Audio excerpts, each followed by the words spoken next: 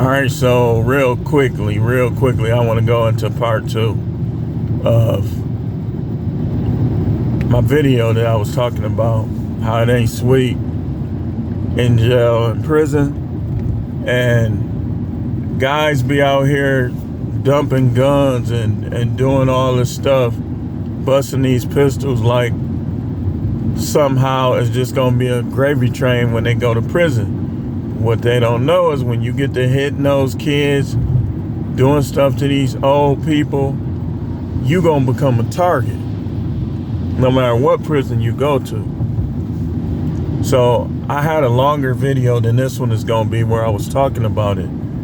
And you guys better recognize what you doing, and every step of the way, you better make sure that the things that you do in your life is worth the drama that you gonna have with the staff and the inmates in the prison. So you think, oh man, my cousin up there, like I told you in part 1, your cousin been there for years. He ain't gonna want you coming in there making trouble between the people he cool with.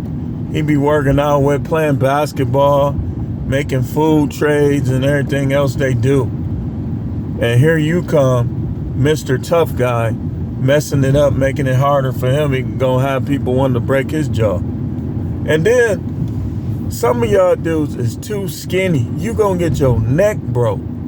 These dudes will pick you up and crack the ground with you. See, you think ain't no guns in jail, man. Ain't no guns in prison, ain't no guns in jail. See, jail ain't gonna really be what prison is gonna be. Going to bed hungry at night. Some of y'all never miss a meal on these streets, but I've seen many guys go to sleep hungry, yelling my name. I'm hungry, man. You think you can go to the kitchen and give me something, man? Bless me one time. And it gets worse. They eat better, probably, if it wasn't for the commissary. It would be kind of even, or I would give the edge to the juveniles over the adult. You know, they don't eat the best. Like my great uncle got out, and he was in jail. He was in prison for 22 years. They gave him 1 year for each kilo of cocaine that he got caught with, and he had 22 keys. 22 keys. Some people probably know what I'm talking about. He was known in the streets as Bird. That was my great uncle. That was my father's uncle. He was real close with my father, but he was my great uncle. He was my father's uncle. He was my great uncle. So when he got out, he was telling us about Blood Valley and how they call it Blood Valley because every time the lights go out when they try to watch a movie or anything, something just goes down and it just be blood. He was in Blood Valley. He was in some of the worst prison. He said the prison food messed his body up. Like it kind of, like his body just became sickly. And he told my father that it was all them years of eating that bad prison food that messed his digestive system up, so on and so forth.